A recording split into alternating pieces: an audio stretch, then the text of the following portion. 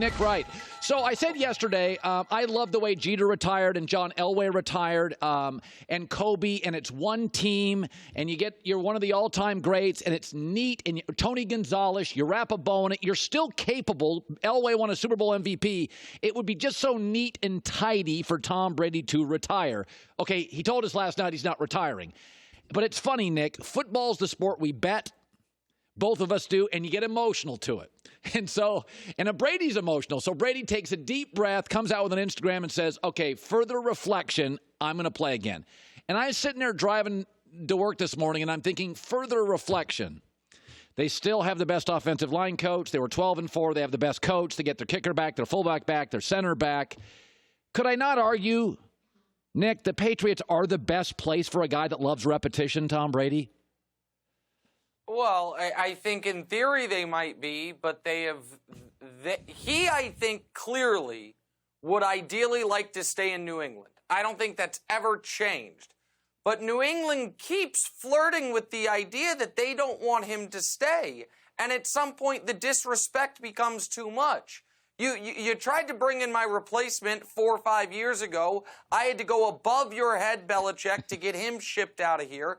I then, the 3 years leading into this year, had the greatest comeback in Super Bowl history in 2016, won a league MVP in 2017 and threw for $500 in the Super Bowl, won another Super Bowl in 2018 while beating the league MVP on the road in the conference championship game in comeback fashion, and you wouldn't give me an extension. You said, nope, we're going to play it year to year, Tom. I said I want to play till I'm 45. You won't even give me an extension till I'm 43. And then this year goes as poorly as it does, and he sees Drew Brees as Michael Thomas and Russell Wilson as the rookie wide receiver maybe they should have drafted, and Patrick Mahomes has all these other weapons, and all of a sudden the Los Angeles Chargers look pretty good, and you start to wonder if the Patriots, if Belichick would even fight that hard to keep him, because with or without a 43-year-old Tom Brady, the Patriot era, the Patriot dynasty is over. I feel like Belichick knows it, and I wonder if he has opened the door just enough for Brady to walk through it and become your next-door neighbor, your palatial Manhattan Beach estate. I would love that, of course. Let me throw this out with Joe Judge. I thought it was a panic move. But let me just say this. Sean McVay, I didn't know who he was when he got hired at 30. I didn't know who John Gruden was when the Raiders gave him a job. Mike Tomlin was 34. Young guys, if you go look at many of the great coaches, they got hired in their 30s. Belichick was 38 in Cleveland and grumpy, okay? So Joe Judge is 38, and Belichick kept giving him more and more stuff to do because he spotted very early this guy is special.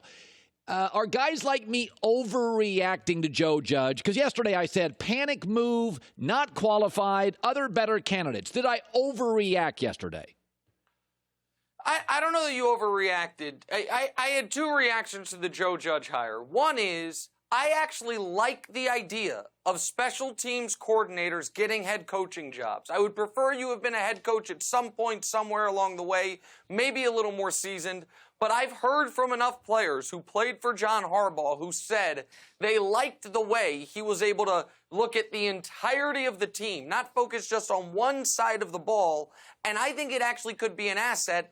And nobody, if you remove the missed field goals part of it, nobody had better special teams than the Patriots. So I'm happy for Joe Judge. He learned from Saban. He learned from Belichick. I am not here to say that is the wrong hire. Let me segue to this. You have a relationship. Aaron Rodgers loves you. For some unknown reason, he and I do not connect. There's no symbiotic relationship there. You guys connect. Whatevs. Little jealous, not going to get into it. But I will say this. We judge divorces based on the first week. You go to the gym, you get your abs, we judge divorces. You know, Kobe, Shaq won. About 5 years later, Kobe won it. Westbrook, KD. We loved Westbrook winning all the awards.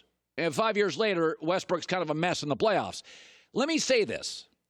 1 year, McCarthy and Aaron Rodgers. If Aaron loses to Seattle and McCarthy takes over easily the most talented team he's ever had in Dallas, where they have an owner, they land free agents, they've got terrific young talent, he's never had a back like that. Is it possible in 3 or 4 years we're looking back and saying, Maybe Aaron's difficult, and maybe McCarthy was saddled with a guy who's hard to coach, and McCarthy wins this divorce.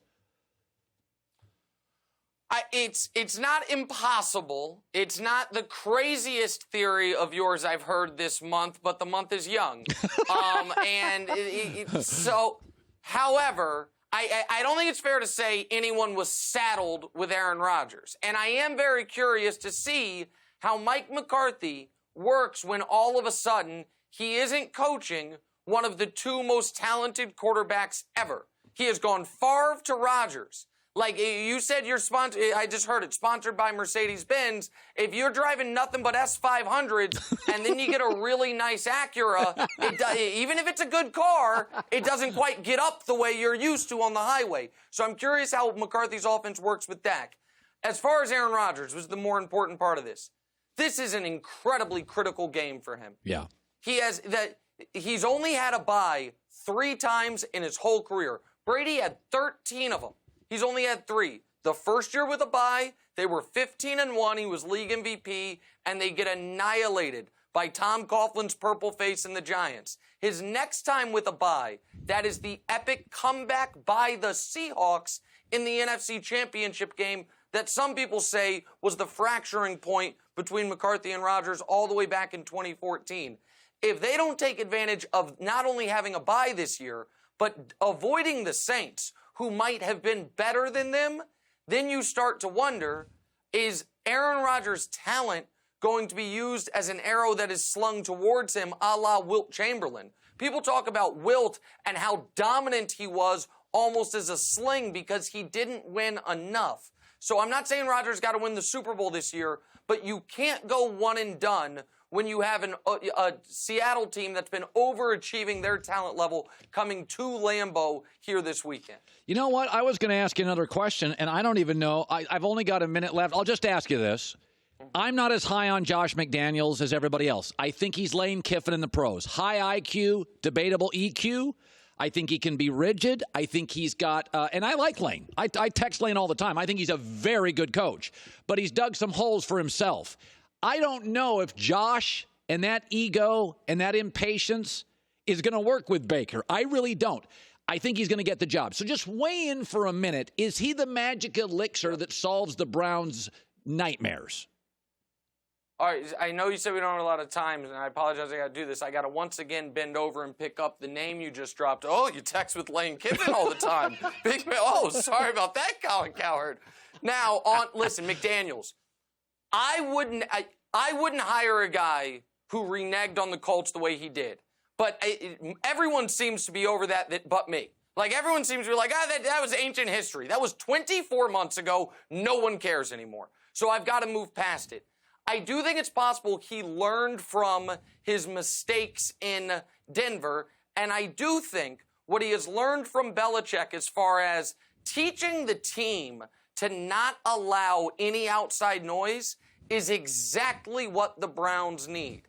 And as far as the recycled head coaches who are available, to me, he would be near the top of the list, but I do have similar EQ questions as you do, and I don't know that we know those have been solved. It's just that Belichick doesn't let his assistants talk, so we don't have any No, honestly, they're not allowed. So we don't have any exposure to whether or not he has matured.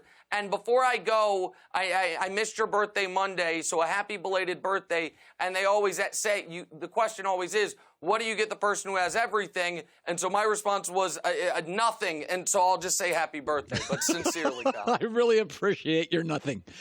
Nick Wright, one of the best guys I know. Thanks, buddy. Keep kicking butt. Absolutely. Hi, everybody. Thanks for watching. Subscribe here to get the latest from the show. Also, be sure to check out more of the best clips from The Herd or go watch a few segments from other shows on FS1.